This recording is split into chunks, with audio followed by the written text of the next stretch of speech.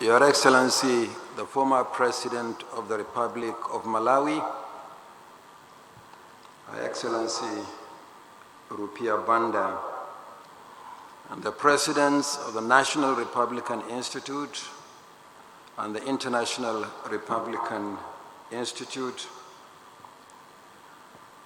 my colleagues, chairmen of electoral commissions from the Republic of Benin, the Gambia, Liberia, arriving later today, any moment from now actually, the Republic of Sierra Leone, Republic of Namibia, Republic of Tanzania, and the Republic of Niger.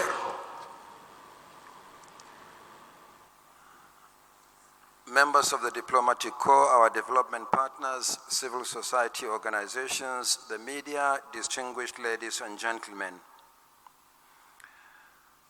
Some of you here may recall that in my message to Nigerians in October last year, we promised that in the week of the general election, we shall be conducting daily briefings. The idea is to provide stakeholders with up-to-date information about the process and preparedness of the Commission. Unfortunately, due to the last-minute consultations conducted by the Commission in the last 2 days, we were not able to commence the daily briefings on Monday, 20th February 2023, as we intended. The general election commences in the next 40 hours or so, with the national elections, presidential and national assembly this Saturday, and state elections, governorship and state assembly on the 11th of March. The Commission has meticulously prepared and implemented its election project plan, learning from recent elections. It is important to keep the sheer magnitude of Nigeria's elections in mind. The voter population of 93,469,008 voters is more than the total number of registered voters in all the other countries in the West Africa region put together. So each time we go to the polls, it's like conducting elections for the whole of West Africa and a substantial part of Central Africa. In addition, we shall be deploying to 176,606 polling units. The number of polling units is actually 176,846, but that total figure includes the 240 polling units without registered voters, and we shall be deploying to the 176,606 polling units simultaneously. This election requires a huge logistical deployment. We have painstakingly procured, organized, and delivered all the materials to the states of the Federation and the Federal Capital Territory for deployment. We commenced the delivery of non-sensitive materials over 2 months ago, and they have been batched down to registration area or electoral wards and the polling unit levels. Sensitive materials have been delivered to the states and are presently being delivered to our local government area offices, and we have 774 local government offices nationwide. As such, these materials are only between 1 and 2 levels away from the polling units. We have achieved this by learning from our recent difficult experience with logistics. We have completed arrangements with the transport unions for the final leg of the movement of personnel and materials to the polling units. The unions have assured us of their readiness to provide all the vehicular needs of the Commission for the election. And that includes over 40,000 boats to cover riverine locations nationwide. A major part of our preparation for the general election is the establishment of additional 56,872 polling units across the country, the first time that this is done since 1996. With this, we expanded voter access to polling units in Nigeria by over 32%, making it possible for voters to have improved opportunities for casting their votes. We operated on the principle that the right to vote is almost meaningless without a place to vote. Unfortunately, voters have not taken full advantage of this opportunity, resulting, as I said earlier, in 240 polling units without voters, and prompting the Commission to further move some voters out of congested polling units to less populated areas. I implore all voters to cross-check their polling units before the election. However, only 7% of voters are affected by this movement. This means that the vast majority of voters will still vote in their usual polling units. We sent bulk phone text messages, SMS, to the affected voters, tasked our state offices for publicity in local languages, and offered 2 unique ways by which voters can locate and confirm their polling units.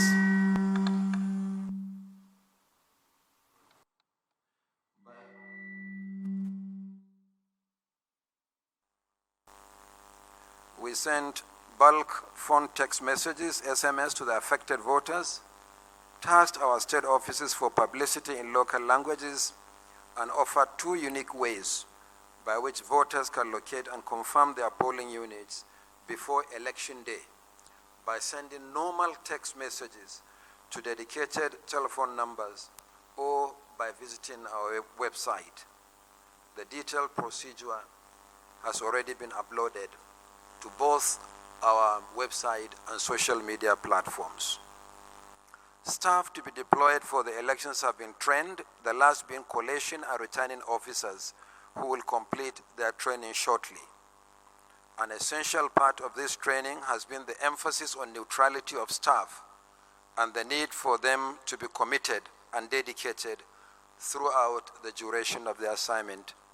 The Commission shall carefully monitor the performance of all staff involved in the election and ensure that both recognition and sanctions are applied where applicable. We have completed all the testing of our technologies to be deployed for the election, particularly the bimodal voter accreditation system and the INEC results viewing portal, the IREV. On 4th February 2023, we tested the beavers in a mock accreditation exercise and uploaded results to the IREV. We are satisfied with the performance of the beavers, which has been confirmed by several groups that observed the exercise.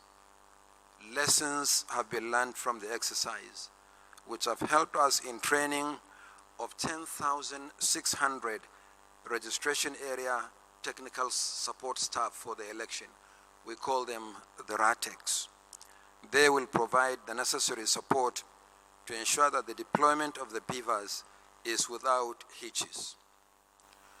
Let me reiterate the procedure for voting as provided in the Electoral Act 2022, which clearly makes the use of the beavers mandatory. So also is the use of the permanent voters' cards, the PVCs. The Commission operates on the policy or rule that no PVC, no voting. And in the last few months, we made 13.6 million PVCs available for collection for new voters and applicants for transfer and replacement of lost or damaged cards. While we are pleased that the rate of collection is higher than in previous years, there are still, unfortunately, many cards that were not collected. Before the end of this briefing, we shall make public a summary of the number of collected and uncollected PVCs in each state of the Federation. The detailed breakdown by polling units will be uploaded to the Commission's website latest tomorrow, Friday, 24th February. The detailed breakdown on polling unit by polling unit is a huge document, really massive document. But we are committed to uploading this information tomorrow on our website. To illustrate how big this document is, I am holding here the polling unit by polling unit number of PVCs collected for only 1 out of 36 states of the Federation and the Federal Capital Territory. So these documents, in effect, terms 36 will be uploaded by tomorrow on the Commission's website, and anybody will have access to the documents.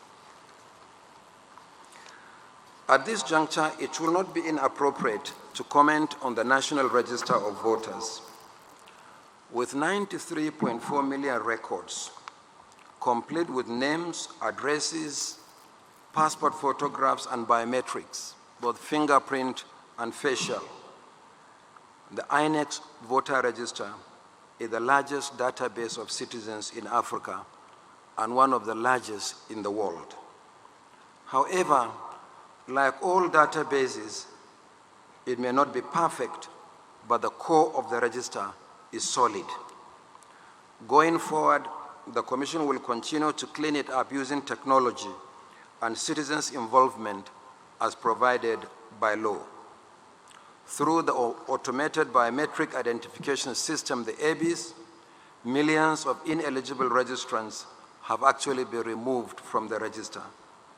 In addition, citizens, the ultimate owners of the register, have helped to clean up the register further during the display of the hard copies for claims and objections in the 8,809 registration areas or wards and 774 local government areas nationwide for a period of 2 weeks from the 12th to the 25th of November 2022, again as provided by law.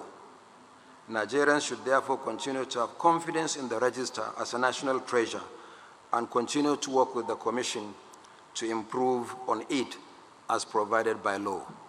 But in addition to the hard copies, the entire National Register of Voters was also uploaded to our website for a period of 2 weeks as required by law, during which citizens had the opportunity to scrutinize the register and to submit claims and objections to the Commission, on the basis of which we took steps to further clean up the register. Vote buying remains a major threat to our democracy. We have worked closely with the enforcement agencies to ensure that this is eliminated from our electoral process. We are convinced that our joint operations before and on election day will vastly reduce the prospect of voter inducement, which is not only illegal, but actually immoral. The ban on the use of mobile phones and photographic devices at the voting cubicles is still in force. Some voters have used these devices in previous elections to snap their marked ballot papers for vote transaction. However, citizens are permitted to come to the polling units with these devices as long as they do not take them to the voting cubicles. Our arrangement of placing the ballot boxes near the voting cubicles and away from the party agents remains.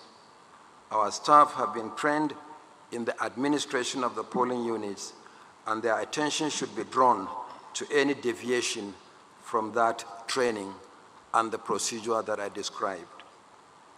In the last few weeks, we have been in consultation with other critical agencies and institutions in the administration of the general election. We met with the judiciary about arrangements for post-election adjudication.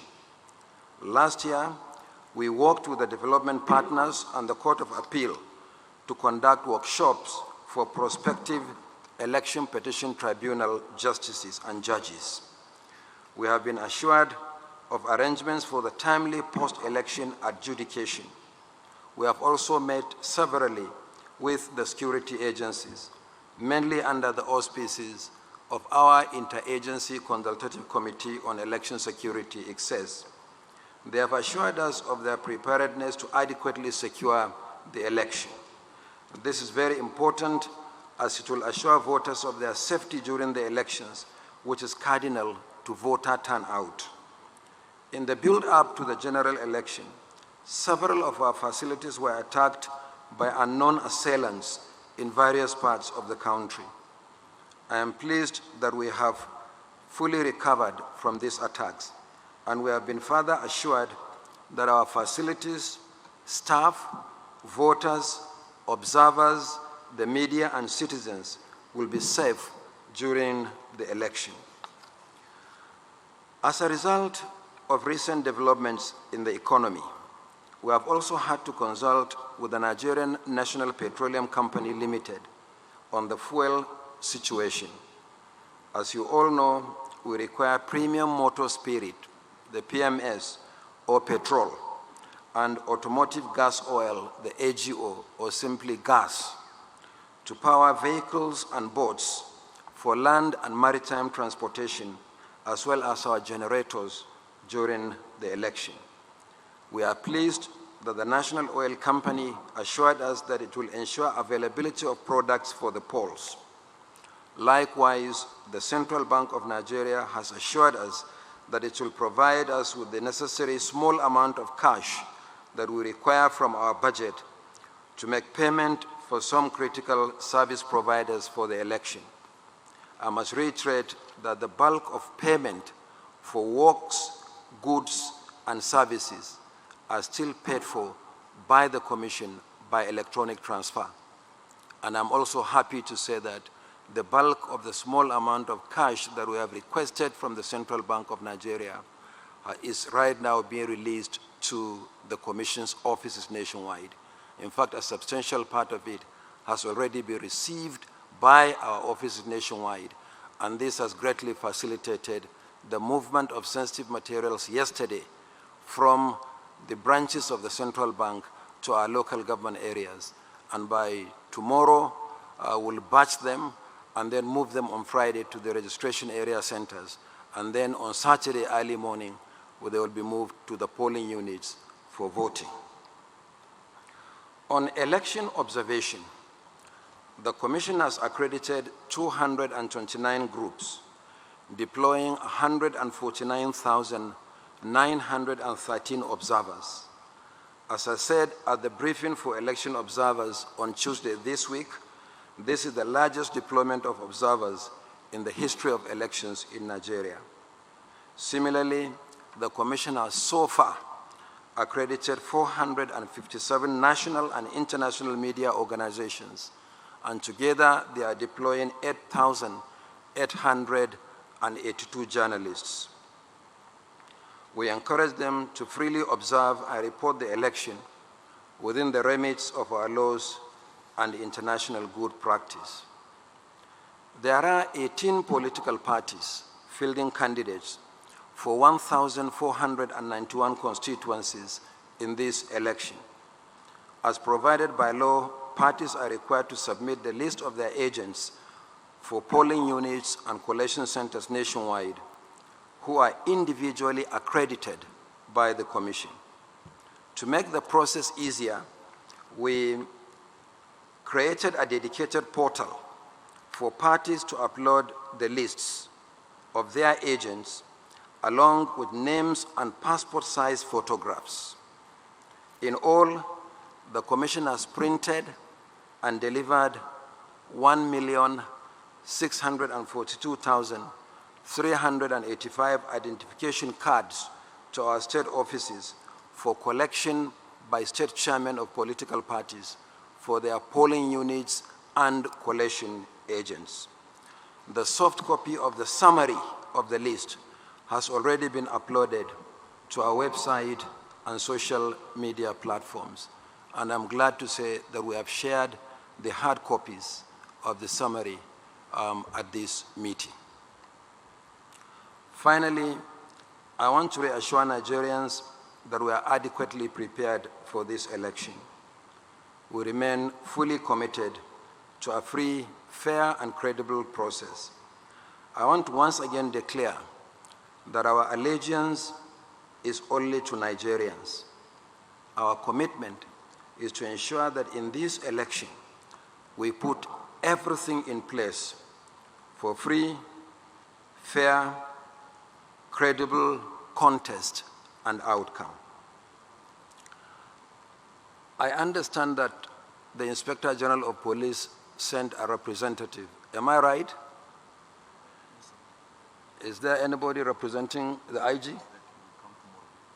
Okay, so the Inspector General of Police will join us tomorrow so that together we'll further brief the nation and take questions.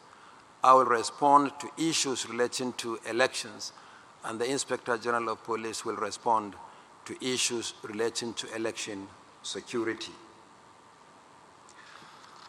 So on this note, it's my pleasure to welcome all our invited guests, and I am prepared, supported by the national commissioners, to respond to questions, issues, comments you may wish to make, and to take note of suggestions and advice that you may wish to offer.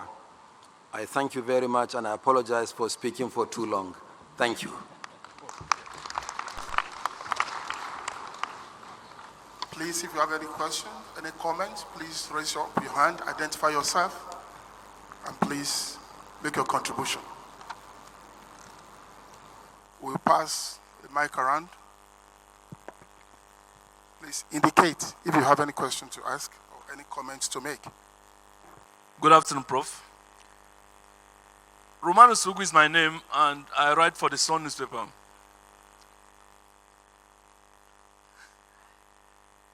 My question is very simple, sir. Please rest the anxiety in most Nigerians on what is preloaded beavers. Does it exist, sir? What do we do in that case? What should the electorate do in that case, sir? Thank you.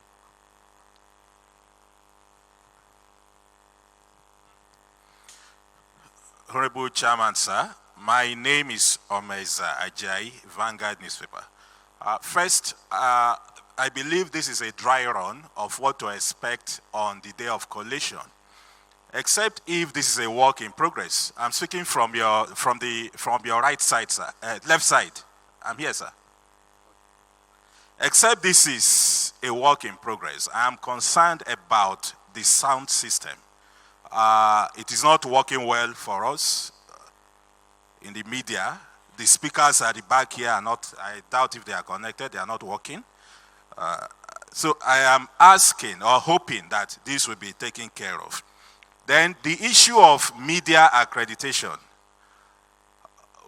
Before now, we used to have car stickers. Today, few hours to the polls, we have not gotten stickers. Are you assuring us that you are going to give us stickers, or are you going to give instructions to the police and other security agencies not to harass journalists on election day? Then, in Lagos and Ogun State, the tags meant for journalists there I learned were taken to somewhere in Oyo State. I've received several calls from my own office in Lagos and, of course, in Ogun State. They are concerned that till now, they have not gotten their tags. In Gombe State, our correspondent, the Vanguard newspaper, has also not gotten his tag, and in a few other states. What are you doing to rectify this anomaly as soon as possible? Thank you. Hello, hi, Yasmin for AFP. We would just really like to know, if you haven't said it already, the number of PVCs, of electoral cards that have been collected. Good evening, sir. I am Joseph from ITV. I just want to add to the media accreditation. And I want to be specific. In Abuja, the challenge is so wide. As I speak, some of us are yet to get accreditation for collation center. What are you doing about it, sir? My name is Obiora before I work for Champion Newspapers. A few hours ago, a senatorial candidate of a Labour Party was allegedly murdered in Enugu East senatorial zone. And the party is asking for a postponement of that election in that district. Is INEC going to oblige that? Okay, thank you very much. Let me start with Romanus, the Sun newspaper, that there is anxiety about what he calls preloaded beavers and what is INEC going to do. I simply don't know what is preloaded beavers. Our beavers are configured to polling units, and what they have in them is simply the number of registered voters for that polling unit. And if there is anything called preloaded outside what I've just described, it's unknown to the Commission. And I won't hazard a guess over what is unknown to the Commission. But let me seize this opportunity to assure you and reassure others who may think that beavers' machines are preloaded, that there is nothing like that. In fact, the machines are configured to start working only at 8:30 a.m. on election day. They can't be operated before the election day. And there is a time frame within which they operate, even on election day. So in other words, I'm unsure what that means. I'm not in a position to answer you, but I hope I've sufficiently responded to your question. Then, Omeza, you talked about the acoustic system here, the sound system. Actually, I'm partially responsible for this in a way, because they are trying to set up this place for collation after what happened yesterday. But I insisted that we must use the Africa Hall for this media briefing. They actually wanted us to use the ASO Hall behind, where we briefed election observers just for today. But I said, no, we must use this facility. So it's good, at least we have tested the public address system, so they will take steps to ensure that this is fixed. But they are actually setting this place up for the commencement of collation, which will be later on Saturday and Sunday. Actually, we are going to commence essentially either late on Saturday or early on Sunday morning. You talked about media accreditation and the absence of car stickers, what assurances. You talked about tax for journalists in Lagos, Osun, Gombe, and other states of the Federation. And you asked what the Commission is going to do. And this question is related to what Joseph from ITV asked about the media accreditation for collection centers. I've taken note of all these observations, whether they are for tags or car stickers for movement on election day or access to the collection centers. And we'll come back to this immediately. At our briefing tomorrow, we'll be in a position to fully brief you. And I want to assure you that by tomorrow, you will see some considerable progress in dealing with the issues that we have raised. Then there was a question on PVCs collected list. When are we going to make the list available? I actually referred to it in my opening statement. And before the end of this press briefing, we shall circulate the hard copies of the number of PVCs, number of registered voters and PVCs collected on state-by-state basis. And as I said, by tomorrow, we shall upload the number of PVCs collected nationwide on polling unit by polling unit basis. Then finally, Obiora Champion said the senatorial candidate of one of the political parties has passed on, and the party is asking for postponement of the election. What is the Commission going to do? The law is very clear what shall be done. The law provides for countermanding the election by 2 weeks in that constituency where a political party has lost a candidate but wishes to continue to participate in the election. But as we speak, the Commission has not received any official communication from that political party. As soon as we receive official communication and the fact of death is verified, we'll apply the provisions of the law. Now, something similar happened to one of the political parties, I think in Kano, where a candidate died last week. But he has since been buried, and the party has submitted the name of a fresh candidate to participate in the election. So the election in that constituency will continue with the name of the new candidate. There is no need to countermand the election. But the straight answer to your question is that the provision of the law is very clear.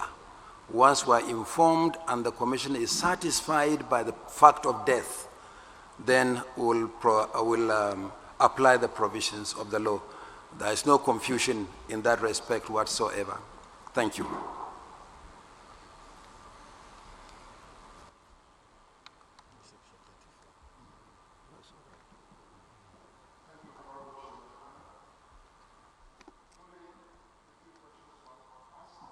Honorable Chamber is still ready to take many questions, please. This is a press briefing. There's someone there.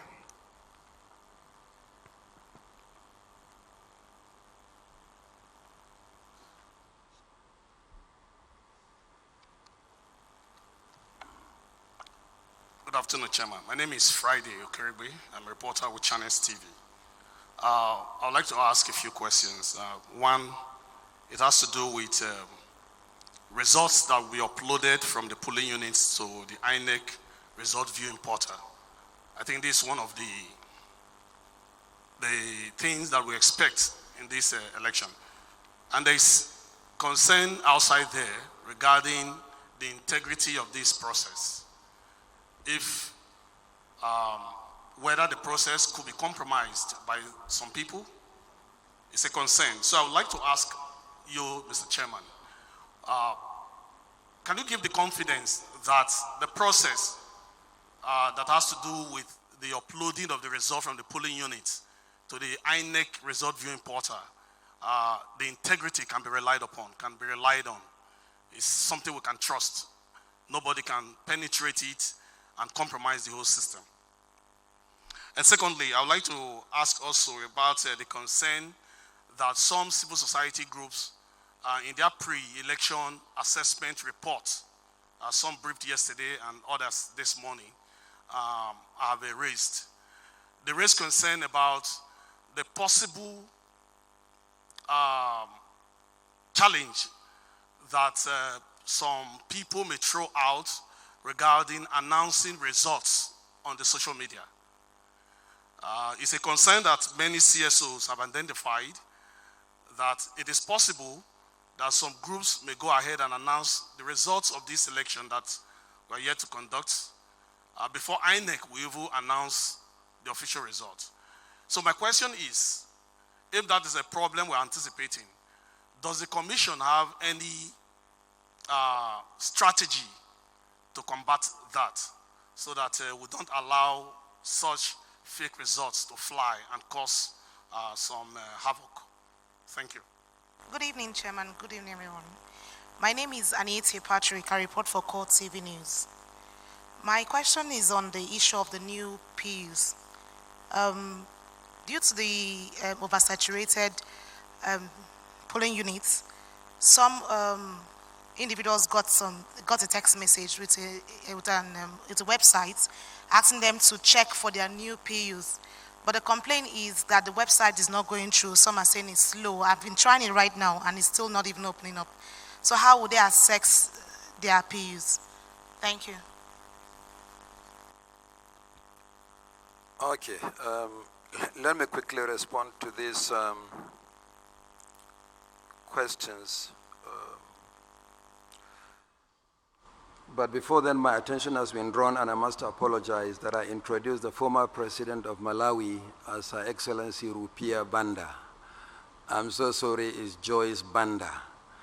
I recall that in 2019, the former president of Zambia, His Excellency Rupia Banda, was here, as head of one of the election observation missions. He has since passed on. May God bless his soul. Forgive me, Your Excellency. Her Excellency, Ms. Joyce Banda, not His Excellency Rupiah Banda. Her Excellency Joyce is the former President of the Republic of Malawi. And then sitting next to a lawyer, the exact section of the Electoral Act dealing with what to do in the event of a death of a candidate before the election has been brought to my attention. So I will suggest to Obiora from the Champion newspaper to read specifically section 34 of the Electoral Act. So I go to the first question or a set of issues raised by the reporter from Channels Television. He talked about uploading of results that are concerned about the process. Has the process been compromised? I would have loved to hear something more specific. This is not the first time that the Commission is uploading results on the IRF portal straight from the polling units. We started this in August 2020 in the Nasarawa Central State Constituency by-election. And since August 2020, we have uploaded results on the IRF portal from 105 constituencies, including major off-cycle governorship elections. And the results are still there on the IRF portal. And I've been asking some of the political party leaders that we have been meeting with regularly to tell me if they notice any discrepancy between the hard copies of the results brought by their polling agents from the polling units and the results we have uploaded on the IRF portal. There are no discrepancies. So please be assured and reassured that the system is robust. We are not deploying it for the first time in the history of elections in the country, even though it is the first time that we are deploying it for major, in a general election. But we have done so in 105 constituencies, and the results are still there to be viewed. It is the largest archives of election results in Nigeria. So we are comfortable with the robustness of the system. But like all web assets, we'll continue to improve and fortify the assets. We'll continue to improve and fortify. We know that there will be tremendous interest in the general election, tremendous interest. And therefore, we have taken steps to ensure that the system accommodates as many voters as may wish, as many interested individuals as may wish to access the portal. It has the capacity to dynamically expand to accommodate at least 200 million views at a time, because we know that there will be interest in Nigeria and outside the country. And we have worked on that actually to see. We expect that because of the interest, a large number of people will be interested in the portal. But we also reckon that perhaps 200 million will be adequate for the views or hits on the portal on election day. So be rest assured that the system is as robust as it can be. Secondly, you said that civil society groups raise concern about the possible challenge regarding the announcement of results on the social media. And what is the Commission going to do? It's basically a plea. The Commission does not support censorship. We believe that the best antidote to fake news is greater openness and transparency, and will continue to be open and transparent. But I will appeal to citizens and those who operate on the social media to also exercise discretion in what they post, because electoral issues, particularly results of elections, are very, very sensitive indeed. What we'll do on election day here, as results come in, particularly for the presidential election, there will be a giant screen behind me, and people will be able to view the results that come from the states of the Federation as presented here by the state collation officers for the presidential election. they will ultimately present the results to me as the returning officer for the presidential election. So we can only appeal for discretion on the part of those who may wish to peddle false election results. Respect the laws of the country. It is only the commission that has the final authority to announce results of election, and this is a matter of law. So it's appeal rather than gagging and censorship, because even if we want to censor, what capacity do we have to censor? Every posting, every blog on the social media. But as a countermeasure, there will be a screen behind me, and the screen will be projecting the results on state-by-state basis, and for each state on local government by local government basis on election day. And then there is the IRF portal that citizens have access to, where you will see the polling unit level results. But what we are posting on the IRF portal is not for the collation and declaration of winners, because we are not doing electronic transmission of results for the purpose of collation and declaration. Is essentially for transparency. Then Michael Eagle, ban on photographic devices. What are we going to do? Are we going to stop people physically?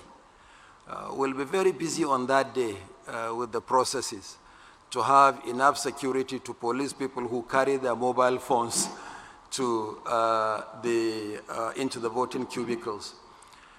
The reason for doing so is that we realized in some of the off-cycle elections, when we changed the configuration of the polling units by bringing the voting cubicles closer to the ballot boxes so that people wouldn't display their marked ballot papers for the purpose of vote transaction at the polling units, some smart guys introduced a smart way of doing so. So while they mark the ballot papers in the cubicles, they bring out their mobile phones and snap the marked ballot papers and eventually go around and do whatever they intended to do. So we have introduced this ban, but again, we'll keep our eyes on the process in case anybody wishes to do that on election day, but I would like to appeal to citizens to respect that procedure. It is not done only here in Nigeria. I had the privilege of observing a midterm election in Maryland in the United States. And one of the things I saw was small posters by the entrance to the polling booth that photographic devices and mobile phones are not allowed into the polling units actually. So it's done everywhere. It's respected there. We should also respect this procedure here. It is essentially in order to protect the sanctity of the process so that our democracy remains a democracy rather than a plutocracy for only those who have means to buy votes.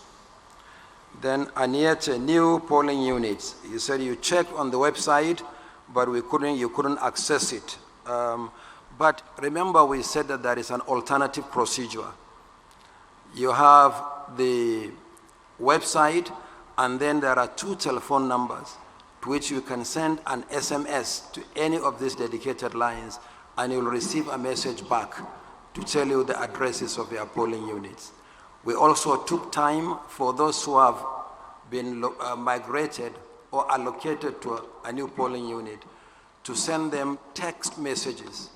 And last week, we sent literally millions of text messages to citizens, inviting them to check the locations of their polling units. And I also addressed a message to Nigerians, which we shared widely on the social media platforms, describing the procedure for checking your polling units on election day.